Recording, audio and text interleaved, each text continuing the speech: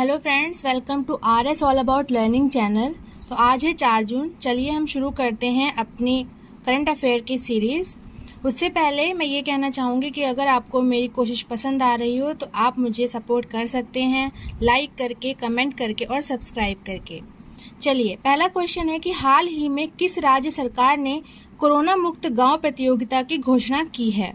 फिर से सुनिए, हाल ही में किस राज्य सरकार ने कोरोना मुक्त गांव प्रतियोगिता की घोषणा की है।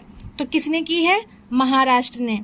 अब इसके अंदर क्या है कि जो भी गांव प्रतियोगिता जीत जाएगा उसको 50 लाख रुपए तक का पुरस्कार मिलेगा। ठीक है, और इससे क्या होगा, इससे ये भी फायदा हो जाएगा कि प्रतियोगिता जीतने के लिए लोग ज़्यादा अपने आप को जागरूक रख पाएंगे और ज़्यादा से ज़्यादा एहतियात बरतेंगे, जिससे कि कोरोना जो है वो जल्दी से जल्दी उसका समापन हो सके।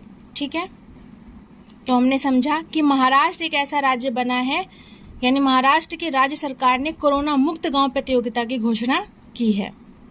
दूसरा प्रश्न है, हाल ही में किस राज्य सरकार ने लड़कियों के लिए 33% आरक्षण की घोषणा की है। हाल ही में किस राज्य सरकार ने लड़कियों के लिए 33% आरक्षण की घोषणा की है। तो किसने किया है? बिहार ने। ठीक है, बिहार की राजधानी कौन है? पटना।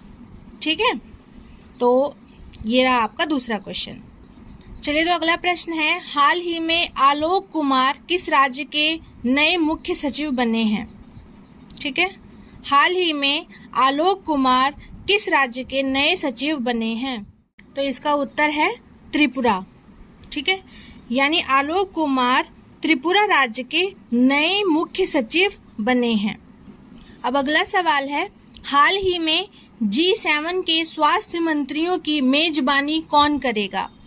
हाल ही में G7 के स्वास्थ्य मंत्रियों की मेजबानी कौन करेगा। तो कौन करेगा? ब्रिटेन। ठीक है, यानी ब्रिटेन क्या करेगा? G7 के स्वास्थ्य मंत्रियों की मेजबानी करेगा।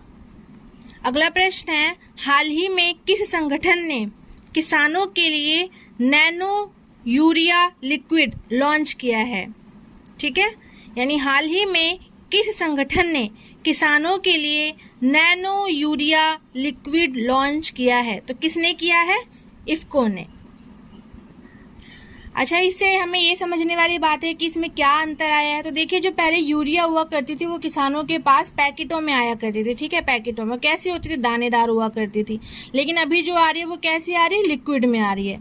तो जो पहले जैसे दानों में हुआ करती थी तो उससे क्या होता था कि उससे काला बाजारी, ये सब चीज़ें बहुत ज़्यादा हुआ करती थी। लेकिन अब क्योंकि वो लिक्विड में आने लग गई है, मतलब उसको लिक्विड में लाने का उन्होंने सोचा है, तो ऐसा करने से क्या होगा कि शायद किसी स्तर तक काला बाजारी को रोक सकें। और साथ ही में जो ये लिक्विड वाला होगा वो 10% तक सस्ता हुआ करेगा इन दानों वालों के बजाय। ठीक है, और ठीक है, इसका उत्तर क्या है? इफ्को। और इफ्को की फुल फॉर्म क्या है? Indian farmer fertiliser corporate. Okay, चलिए अब अगले प्रश्न की ओर बढ़ते हैं। अगला प्रश्न है, हाल ही में किसने पहली एशिया प्रशांत साइबर सुरक्षा परिषद शुरू की है। फिर से सुनते हैं, हाल ही में किसने पहली एशिया प्रशांत साइबर सुरक्षा परिषद शुरू की है। तो किसने की है? माइक्रोसॉफ्ट ने। ठीक है, किसने किया है? माइक्रोसॉफ्ट ने। तो अगला प्रश्न है, हाल ही में इसाक हरजोग किस देश के नए राष्ट्रपति बने हैं। फिर से सुनते हैं, हाल ही में इसाक हरजोग किस देश के नए राष्ट्रपति बने हैं। तो इजराइल देश के। ठीक है, इजराइल देश के जो नए राष्ट्रपति बने हैं उनका नाम क्या है?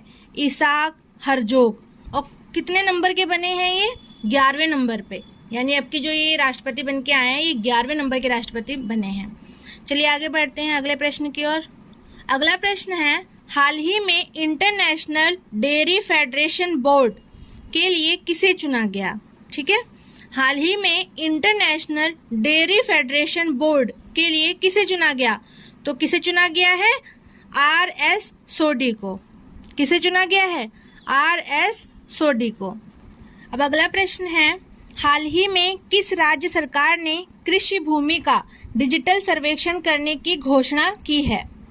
हाल ही में किस राज्य सरकार ने कृषि भूमि का डिजिटल सर्वेक्षण करने की घोषणा की है। देखिए, तेलंगाना सरकार ने, ठीक है, तेलंगाना राज्य सरकार ने कृषि भूमि का डिजिटल सर्वेक्षण करने की घोषणा की है। अच्छा, इसके अंदर क्या होता है, जैसे मान लीजिए कि आपकी कोई ज़मीन है और वो विवादित है, ठीक है, उसमें विवाद चल रहा है, भाई कोई कहता है मेरी है, कोई कहता है मेरी है, या कोई कहता है मान लो आप ही कहो कि मेरी कम है या ज़्यादा है, कुछ इस तरीके की। तो ऐसे में जो काम करेगी वो कौन करेगी, डिजिटल सर्वेक्षण, ठीक है, मतलब कि इस तरीके से जो कृषि भूमि का डिजिटल सर्वेक्षण है, तो इसके माध्यम से जो विवादित भूमि था तो उस पर ये काम किया करेगी। ठीक है, आगे बढ़ते हैं। तो चलिए अगला प्रश्न है, हाल ही में संयुक्त राष्ट्र सतत परिवहन, ठीक है, संयुक्त राष्ट्र सतत परिवहन सम्मेलन कहाँ होगा, तो ये कहाँ होगा, ये होगा चीन में। ठीक है, चीन में संयुक्त राष्ट्र सतत परिवहन सम्मेलन होगा। चलिए आज का एक्स्ट्रा क्वेश्चन है, हाल ही में 2021 की Times Higher Education India University ranking में कौन शीर्ष पर रही है। ठीक है, फिर से पढ़ते हैं, हाल ही में 2021 की Times Higher Education India University ranking में कौन शीर्ष पर रही है, तो सिंघू यूनिवर्सिटी रही है। ठीक है, कौन रही है, सिंघू यूनिवर्सिटी। और अगर हम बात करें IISc बेंगलोर की, तो ये 37, ठीक है, देखो इस पर टिक नहीं लगाना चाहिए था, इसी पे लगाना चाहिए, 37 रैंक पे रही है और पहले नंबर पे कौन रही है, सिंघू यूनिवर्सिटी। तो ये थे हमारे 4 जून यानी आज के हमारे करंट अफेयर्स। अगर आपको सच में मेरी कोशिश पसंद आ रही हो तो आप मुझे सपोर्ट करते रहें, सब्सक्राइब करते रहें, लाइक करते रहें। Thank you so much.